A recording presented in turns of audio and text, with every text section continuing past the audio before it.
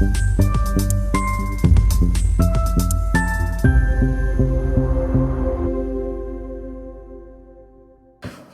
मित्रांनो, झुरळांचं सैन्य राजधानी दिल्लीवर चाल करून येत आहे। मुद्दा असा आहे की मोदी सरकार या झुरळांच्या सैन्यापुढे नांगी टाकणार का याच्यापूर्वी ज्या 2-3 चुका झाल्या त्यातनं योग्य तो धडा घेणार। मी अभिजित दिपकेचा पूर्ण इंटरव्ह्यू बघितला आणि त्यांनी असं सांगितलं की 6 जूनला तो अमेरिकेतून भारतात येणार आहे।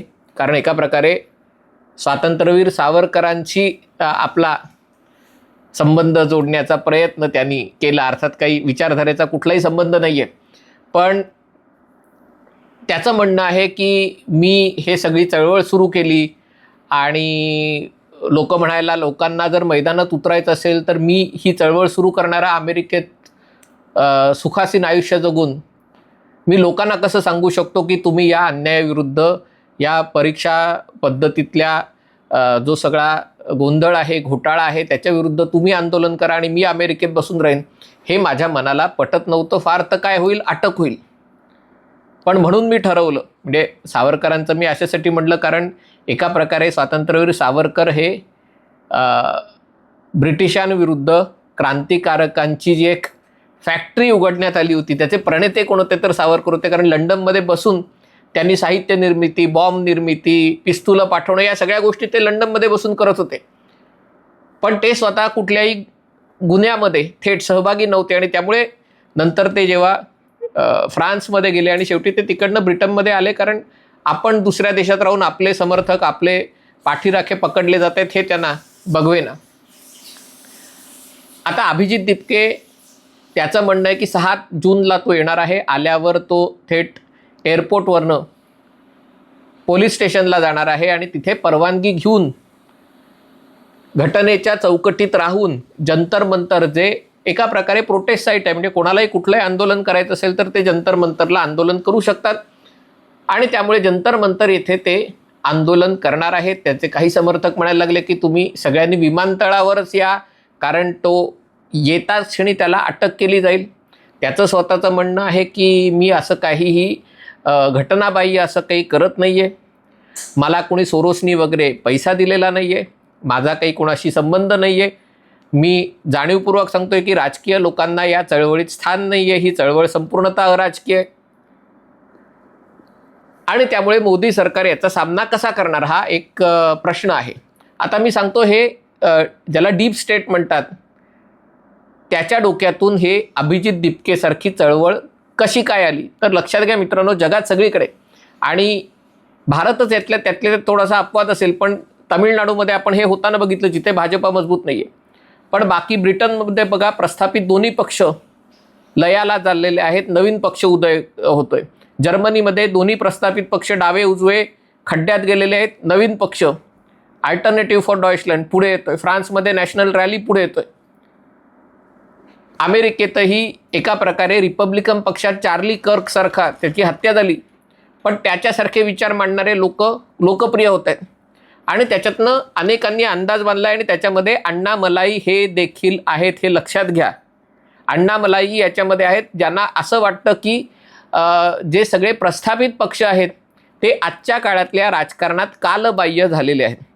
दुसरी गोष्ट काय की राजकीय पक्ष समाजातल्या अनेक घटकांना सोबत घेऊन उभा राहतो आणि त्यामुळे अनेकदा असं होतं की त्याच्यात काही जणांचा फायदा होतो, पण बाकीचे सगळेजण सतरंजी उचलत राहतात, त्यांना कायम त्याग करायला सांगितलं जातं आणि त्याच्यामुळे प्रस्थापित राजकीय व्यवस्थेविरुद्ध फ्रस्ट्रेशन येतं। या फ्रस्ट्रेशनमधूनच डोनाल्ड ट्रम्प रिपब्लिकन पक्षात सत्तेवर आले, या फ्रस्ट्रेशनमधूनच झोराम ममदानी डेमोक्रॅटिक पक्षामध्ये न्यूयॉर्कचा महापौर बनला प्रस्थापित सगळ्यांना हरवून आणि त्यामुळे ही जी प्रस्थापितांच्या विरोधातली जी लाट आहे ती भारतातही येऊ शकते। आता ही लाट तयार करायची तर याच्यात जे कोणी मोदींविरुद्ध, भाजपाविरुद्ध उभे राहिले ते सगळे झोपले। त्याच्यामध्ये आम आदमी पार्टी ती अशा चळवळीतनं तयार झाली होती, काँग्रेसही आता फार काही करण्याच्या परिस्थितीमध्ये नाही आहे। प्रादेशिक पक्ष तुम्ही बघताय, तृणमूल काँग्रेसची काय अवस्था झाली, ममता बॅनर्जींचेच सहकारी त्यांच्याच विरुद्ध बंड करून, याच्यावर मी स्वतंत्र व्हिडिओ करणार आहे।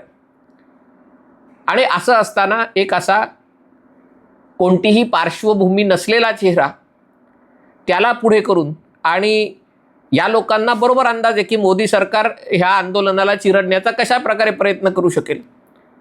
म्हणजे त्याच्या संस्थेमध्ये वगैरे काही आर्थिक व्यवहाराचं काही मिळालं तर ईडी लागू शकेल, किंवा मग त्याच्या आंदोलनात काही गैरप्रकार झाला तर त्याची पोलीस चौकशी होऊ शकेल. अशा प्रकारे हे करण्याचा सरकारचा प्रयत्न राहील. हे डावपेच या आंदोलकांनी ओळखलेले आहेत आणि त्यामुळे त्यांनी या पात्राची निवड करताना, अभिजित दिपकेची निवड करताना असं पात्र निवडलेलं आहे की ज्याच्याबद्दल फारसं काही कॉन्ट्रोवर्शियल मिळणार नाही. आणि सरकारने जर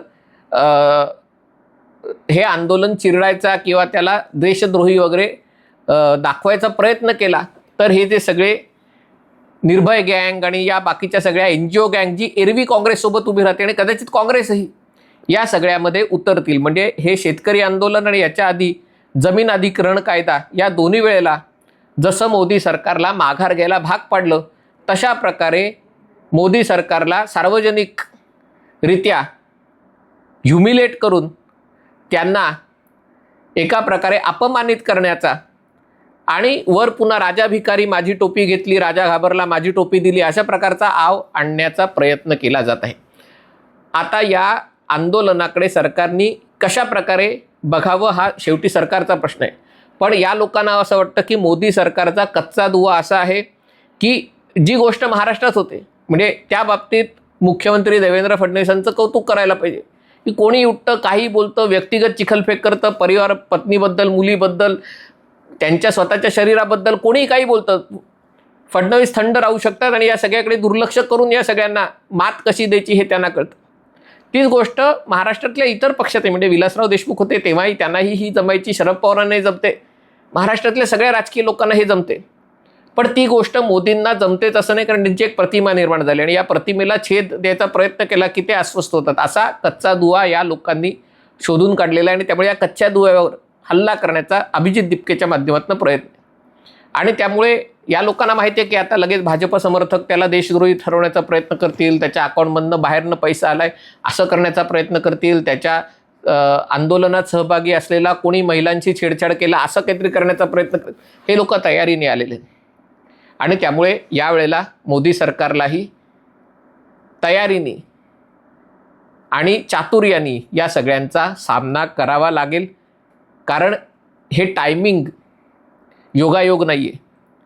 लक्षात घ्या, उन्हाळा लांबलाय, पावसाळा सुरू झालेला नाही आहे, पाऊस कमी पडणार आहे, आखाती युद्धाचे अजून ढग ओसरलेले नाही आहेत. आजच ट्रम्प यांनी भारतावर अतिरिक्त 12.5% आयात कर लावण्याचा निर्णय घेतला आहे, त्याच्यामुळे शेअर बाजार पडला आहे, रुपया घसरतोय. आणि त्याच्यात या परीक्षांचं, खरं हे परीक्षांचे घोटाळे गेली आमच्या काळापासून, त्याच्या आधीपासून चालू. पण एका प्रकारे परीक्षेतले घोटाळे हे कुठल्याही सरकारसाठी आणि विशेषतः मोदी सरकारसाठी अपयश आहे, याच्याबद्दल काही वाद नाही. पण या सगळ्याचं निमित्त करून एक चक्रव्यूह उभं करण्याचा प्रयत्न केला जात आहे. भारताची त्यातल्या त्यात म्हणजे जी वेगळेपण आहे की जे जगात होतं ते भारतात का होत नाही, ते भाजपाबाबत का होत नाही आहे? कारण याचं एका शब्दात एका उत्तर आहे राष्ट्रीय स्वयंसेवक संघ. राष्ट्रीय स्वयंसेवक संघामुळे जे सामान्य घरातले कार्यकर्ते ते अजूनही गरज वाटेल तेव्हा देशासाठी सरकारच्या पाठी भक्कमपणे उभा राहतात. आणि त्यामुळे जे संघटनात्मक आज सगळ्या पक्षांचं काय झालं आहे, सगळीकडे आयराम गयाराम, व्यक्तिगत कार्यकर्ते, नेत्यांनी पक्ष सोडला की कार्यकर्ते पक्ष सोडतात, हे सगळ्या पक्षात झालं आहे, भाजपतही झालं. पण संघामुळे, संघातही काही गोष्टी म्हणजे हल्लेल्या आहेत, पण बऱ्याचशा गोष्टी जागेवर असल्यामुळे जे जगात होतं आहे, ब्रिटनमध्ये होतं आहे, फ्रान्समध्ये होतं आहे, जर्मनीमध्ये होतं आहे, ते अजून भारतात होत नाही. पण हे करणं त्यांच्या रडारवर आहे, त्यांचं उद्दिष्ट आहे.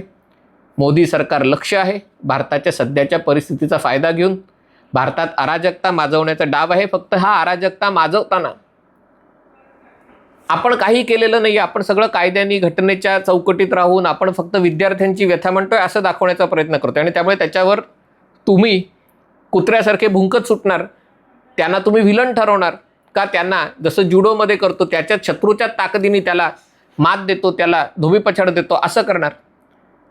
हे मोदी सरकारला विचार करायचा आहे. याच्या आधी जी गोष्ट शेतकरी आंदोलनाच्या बाबतीत झाली आणि जमीन अधिग्रहण कायद्याच्या बाबतीत झाली, तो पॅटर्न पुन्हा रिपीट करण्याचा प्रयत्न आहे. मोदी सरकार याला कशा प्रकारे प्रतिसाद देतं आहे त्याच्यावर या झुरळ सैन्यापुढे मोदी सरकारचा कसा निभाव लागतो ते अवलंबून आहे. हा व्हिडिओ आपल्याला आवडला असेल तर कृपया लाईक करा, शेअर करा आणि चॅनल सबस्क्राईब करण्याची विनंती आहे. तुर्तास इथेच थांबतो. पाहत रहा MH48.